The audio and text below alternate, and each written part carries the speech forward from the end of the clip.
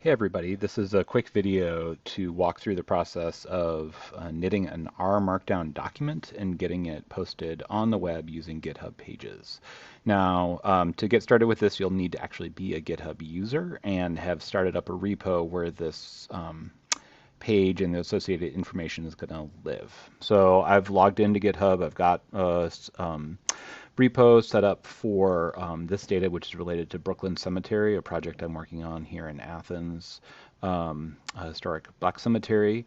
And we'll get into the details here, but basically you just need to have it set up for right now and then have it create a new folder in R or our studio that is brought from that project. And if you haven't done that before, it's pretty straightforward. You just go under New Project, ask for version control. You have to have Git installed on your computer to do this, but you clone from a Git repository.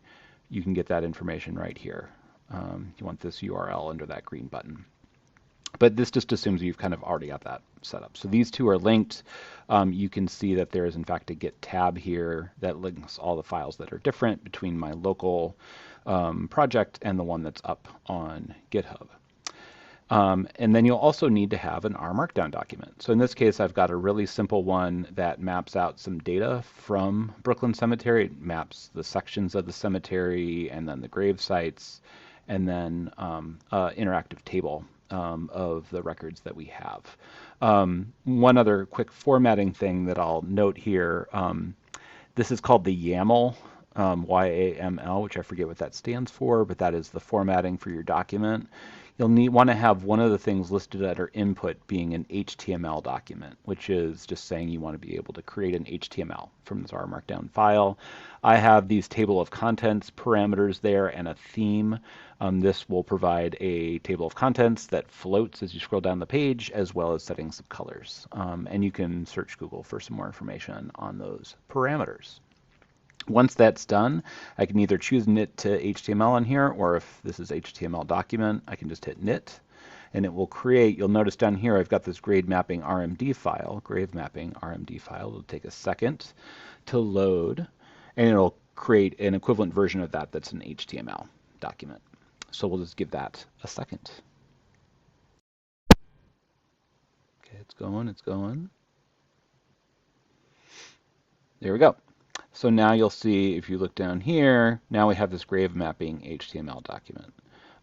So we can go ahead and just look at that here. So if I click on it, view in web browser, it'll open a page in my web browser. Here's our lovely document. You'll see these maps. This is with tmap, so it's actually interactive, which is kind of fun. I can click on one of these and find out more information on these people. Here's this table down here, which is also interactive. So it's a nice little tool. Here's that floating table of contents over here that's based off the headers in the document. That is to say, just these 1 pound and 2 pound header markers. So we've got an HTML document. That's great. Let's go ahead now and push this whole thing up to GitHub. So I'm just going to do a terminal thing here. I could go through and click all this, but I can just do git add. And I think just this will work. Yep. With a dot.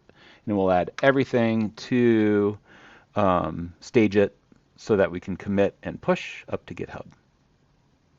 It's just thinking about it here for a second.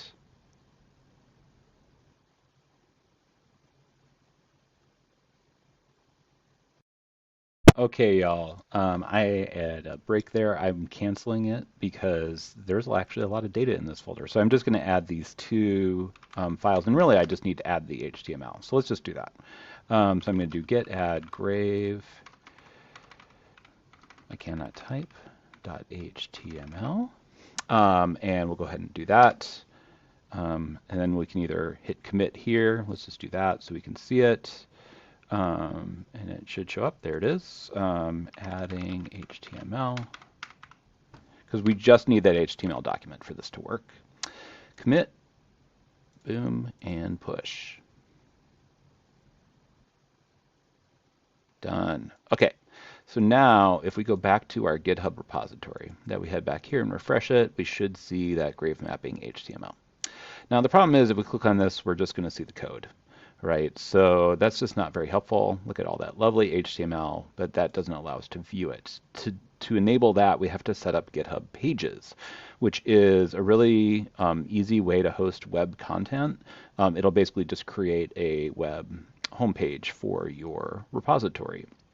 So you go under Settings for your repo, go under Pages, and then I want to deploy from a branch. That's correct. And then the branch I want to choose, you can either choose the main branch, which would be, it would use the root directory, the base directory of your GitHub repo as where it would start from for that website. Or if you wanted to create a website in a subfolder, you could set that subfolder as the start of the web page, the pages that you want to show. In this case, just starting with the root directory is fine. I click on main, I hit on save, and this will take a second.